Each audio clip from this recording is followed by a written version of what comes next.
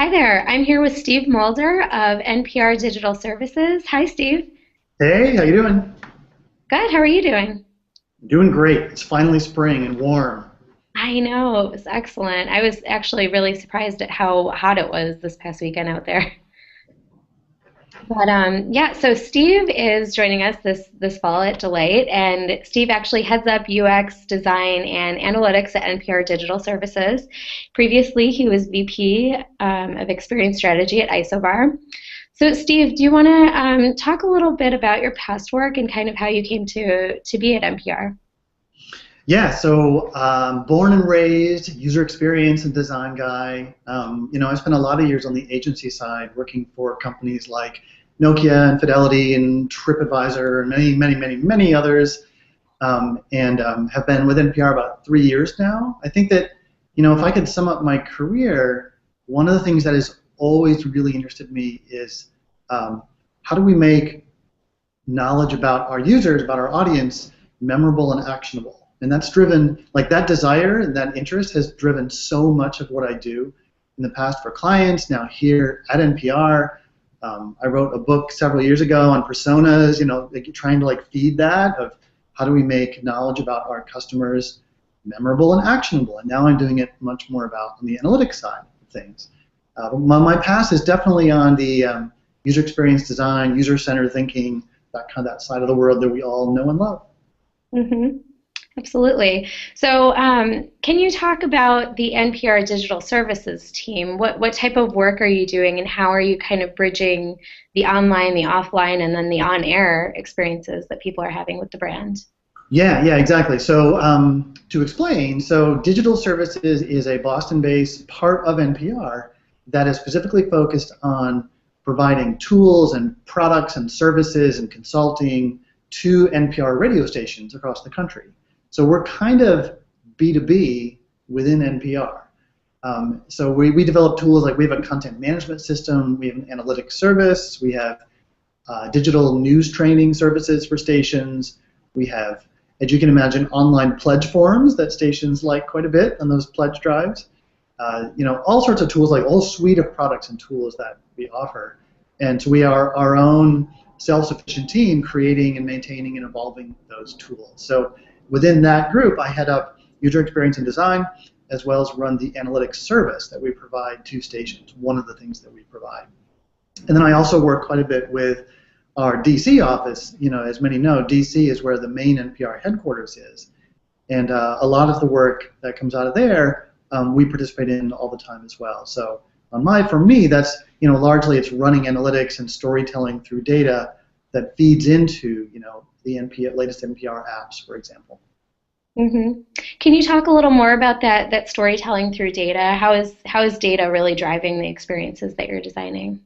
Yeah, this is something that I think every organization struggles with, and we do too. I feel like we've done a lot of things right, but are still learning a lot as well. And this is actually what gave birth to this talk idea for the fall at Delight, is to really kind of dig into that and understand how should we use data, organizationally, as design and UX teams, how do we use data?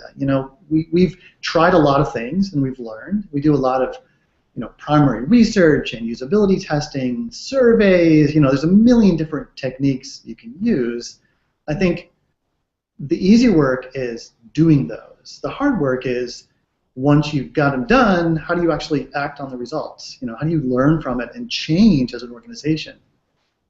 We've been, one example that I'll talk about too is we've been doing a lot of lean startup, learning a lot from the lean startup thinking, that craze that's been going around, and a way of forming hypotheses and using data to test hypotheses in a very quick way. So it's all about learning on as fast a cycle as we can. We've been applying that quite a bit to a new NPR app that's going to be coming out soon, which I'll be able to talk a lot more about in the fall once it's out, and we can share more of what we've been learning as we've created that. Oh, how exciting. I love debuting things at Delight. Yes, exactly. Well, the app delights me. Hopefully it delights everybody else too. Excellent. Yeah, so you were talking about kind of the lean startup mentality and quick testing and iteration. And typically, the teams that you're working with play a large part in that. Can you talk about the teams that you're working with? I know you mentioned you're working with people in DC, but also primarily in Boston too. Right. So my team is very lean. I have two designers full time and a couple of contractors that we use. I have one person who runs our analytics service day to day. She's our digital analytics manager. And in DC we have a peer group there as well that has a bit of a larger team when it comes to the direct UX and design resources. Probably about 6 people down there, and then there's a whole research group as well that does a lot of offline, online, on air, in our case, kind of research studies as well. So we end up partnering quite a bit, as you can imagine, with the DC group on a lot of the research and testing and analytics that we do. But we try to do a lot with, a small number of people. Like many organizations, we're trying to get the most out of the time that we have. Absolutely. Yeah, and I think you really kind of touched upon this already, but you led right into it pretty much. What can the attendees of the conference expect from you?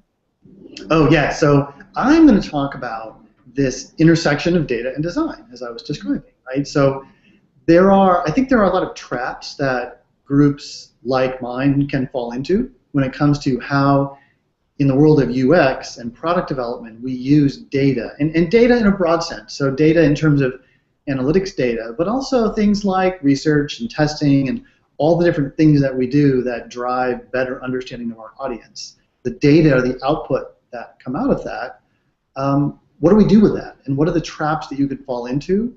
I have some pretty funny stories about when things can go wrong with how data can feed design in an unhealthy way. And then most of the time, though, I think he's going to be talking about some of the mantras, the things that we have learned that do work, about how data can inform design without constraining it, which is something that's really critical, I think. Or how do we not fall into the trap of A/B testing, the cult of A/B testing, I like to call it, where many organizations are making every single decision based only on data and not using all that great expertise they have in the house that can see beyond that short-term conversion metric.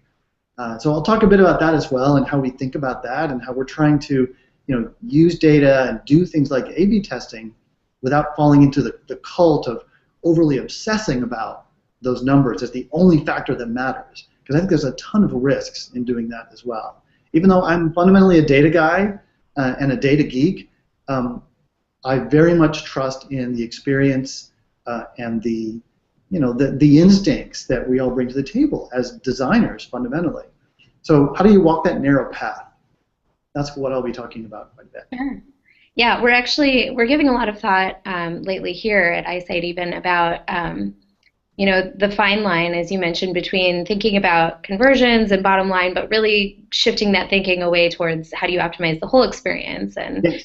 Yeah, absolutely. So you talked about the challenges a bit, but what do you see are some of the bigger opportunities in data-driven design right now? Well, really the biggest thing is just it helps us do our existing jobs better. We're really about creating whatever you're creating, whether it's an experience, a sales path, a product, a service, it doesn't matter. We're trying to create it, we're making it work better for our audience, right? It's pretty fundamental. And for me, data, when it's used well, can just make us better at doing that. It's just very simple. It can also make us worse if we don't use it well. And that's part of the stories I'll share. So I want to share some stories about products as we've been developing them and how we use data to get us to see an opportunity that we would not have seen before. And I'll also be sharing some stories about how we use data to make hard decisions or to guide hard decisions that we otherwise would have just been guessing on. So that's part of it is, how do we rely on our talents and skills and experience, but at the same time use data to kind of push beyond that and give us additional input that we didn't have before, so that we never have to guess. We always have something to go on as we mix sort of talent and data. Sure. Yeah. Yeah, and I think that hearing some of those like real examples that you're talking about, and also looking forward to some of the opportunities, will certainly hopefully give the audience kind of a fresh sense of inspiration on the way that they approach their own measurement focused design. But Yeah, I'm really looking forward to it. yeah, and so you, where do you find inspiration?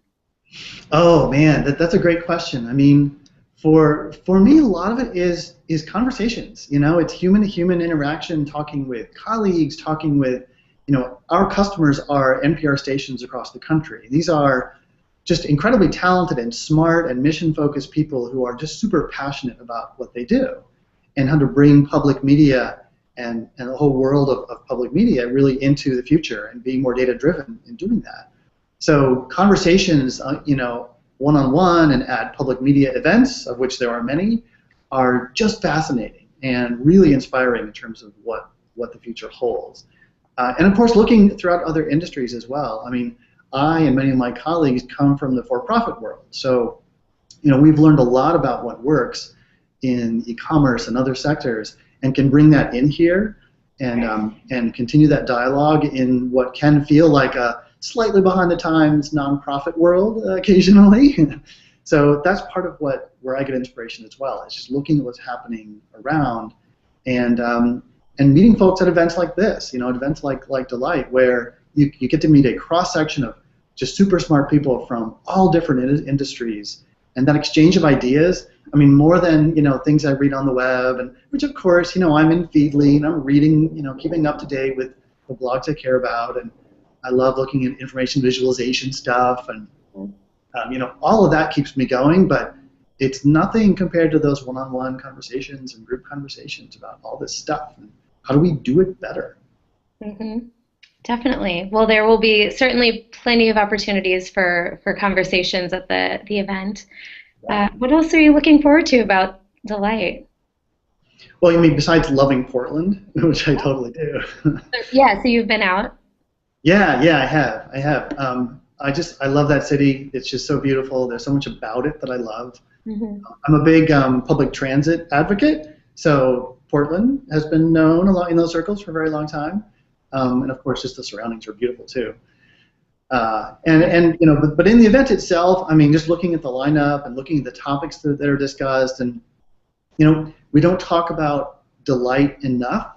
So this idea of an entire event around this is just really exciting, and I know that people are going to be just really passionate about different angles coming in and how we define Delight, how we use it, how we create it for the different audiences that we serve. Certainly. Yeah. To your point, I mean, we do get a great range of perspectives. This year we've got Facebook and we've got Harvard and we've got Uber. So I think you're going to see people from really a broad range of industries and types of companies. And I think there will definitely be a lot of great discussion. Yes. Looking forward. I'm really looking forward to your talk, Steve. Thank you so much for giving us a sneak peek into what you're thinking about and what you're going to be talking about this fall. And I look forward to seeing you in a few months. Absolutely. You too. Great. Thanks, Steve.